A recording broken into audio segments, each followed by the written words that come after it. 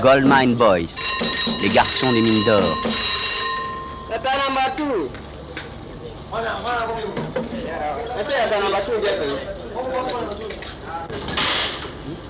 Et tout le jour et toute la nuit, dans les bars, Weekend in California, Weekend in Havana, résonnent les calypsos venus des West Indies. Tous les samedis et tous les dimanches, des cortèges parcourent les villes. Ce sont des Yoruba qui célèbrent un mariage. Ce sont des prostituées à Oussa qui font une manifestation contre la baisse des salaires. Ce sont les petites sœurs du Christ qui chantent leur foi dans les rues. Alors, devant ce bruit, devant ces fanfares, les hommes venus des calmes savanes du Nord doivent se réfugier dans les faubourgs de la ville. Et là, tous les dimanches soirs, ils se livrent à des cérémonies que l'on connaît encore très mal.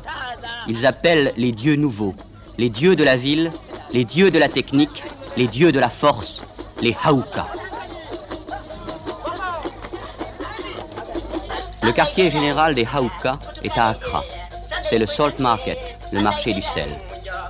C'est là que les membres de la secte se retrouvent tous les soirs après le travail, réunis autour de Mukaila Kiri, Mukaila du sel. Ils font mine de lire le journal comme Gerba avec sa chemise à carreaux. Ils viennent jouer aux cartes. Et ceux qui n'ont pas eu de crise depuis une semaine gisent sur les bas-flancs, indifférents à la guitare qui joue pourtant les grands airs des Hauka.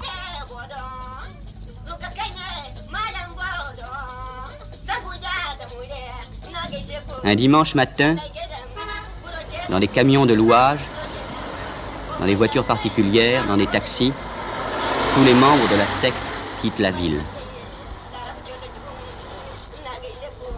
Ils abandonnent bientôt la grande route pour prendre cette route qui fut peut-être la première route macadamisée d'Afrique et qui aujourd'hui est envahie par les herbes folles. Puis, il faut, par une marche d'1 heure, gagner la concession de Muntieba.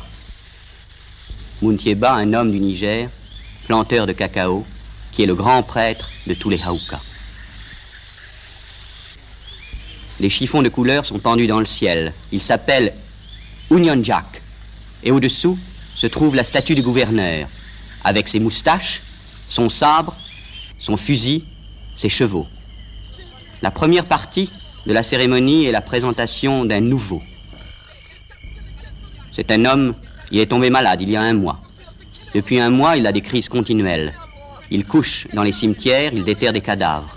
Les hommes savent simplement qu'il est possédé par un Hauka. Et Mukaila Kiri, avec son chapeau mou, veille sur lui. Il n'a pas le droit encore de porter un casque. Dans 2 mois, 3 mois peut-être, il sera initié quand il le demandera. Mais pour le moment, c'est la simple présentation. Il sort avec 2 fusils de bois qu'il claque pour imiter les détonations. Et il menace les anciens. Aussitôt, ceux-ci sont pris d'un début de crise.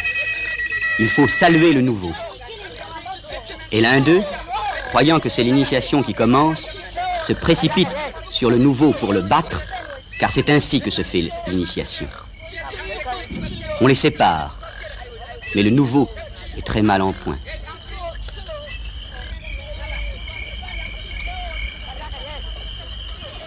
La présentation est finie.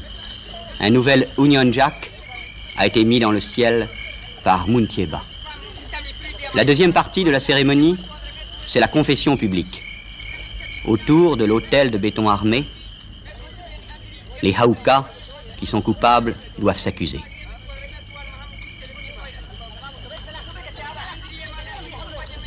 Celui-ci s'accuse. J'ai eu des relations sexuelles avec la femme d'un de mes camarades. Depuis 2 mois, je suis impuissant.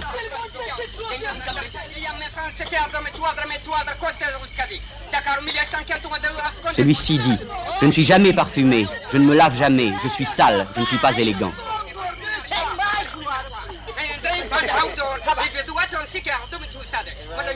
Celui-là dit, je me moque des Hauka, je dis quelquefois qu'ils n'existent pas et que je n'appartiens pas au groupe.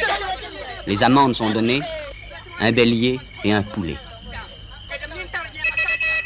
Au coup de sifflet, les Haoukas se rassemblent en ligne sur 2 rangs.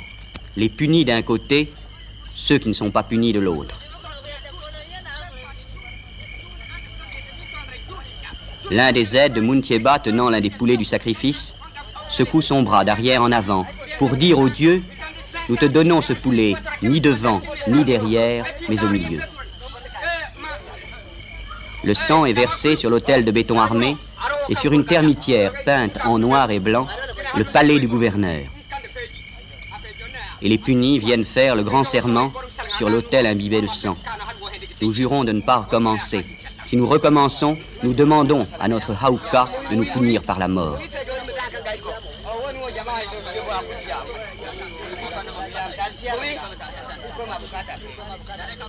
Les punis sont conduits hors de la concession. Il faudra qu'ils soient possédés pour pouvoir revenir dans le cercle sacré.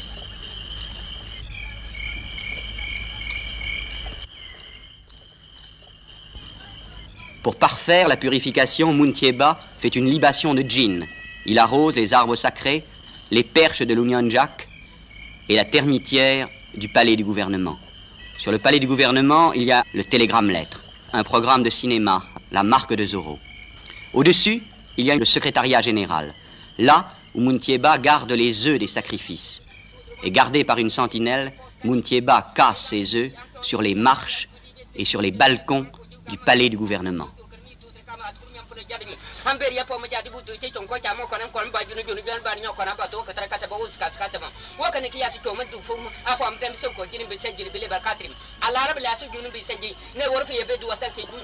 Il est 10 heures du matin. Il pleut. Un violoniste est venu avec son violon monocorde et joue les airs des Haoukas. Les hommes attendent. Et Muntieba s'est endormi la tête contre le palais du gouvernement. Ce qu'ils attendent, c'est un chien. Pourquoi un chien? Parce que justement, c'est un interdit alimentaire total. Si les Haoukas tuent et mangent un chien, ils montreront qu'ils sont plus forts que les autres hommes noirs ou blancs. On prépare les fusils, les écharpes rouges de commandement. Et tout est rassemblé autour de l'autel du sacrifice.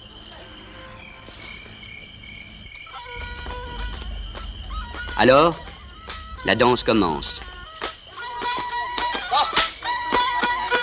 C'est Muntieba qui ouvre la danse, car il faut que tous les Haoukas soient possédés. Les sentinelles entourent les danseurs. Ils tiennent les fusils de bois ou des cravaches faites avec des courroies de ventilateurs de camions.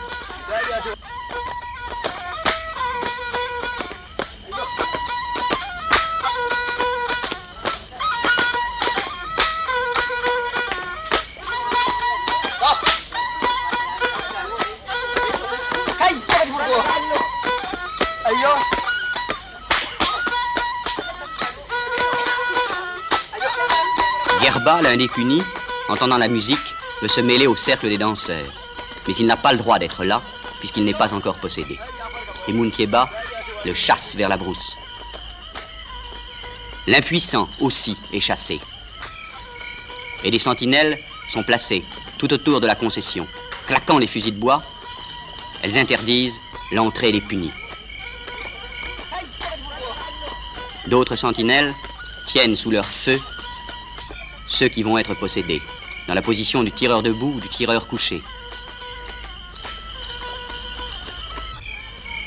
Et la possession commence, lentement par le pied gauche, puis par le pied droit. Elle monte par les mains, les bras, les épaules et la tête. Et le premier possédé se lève.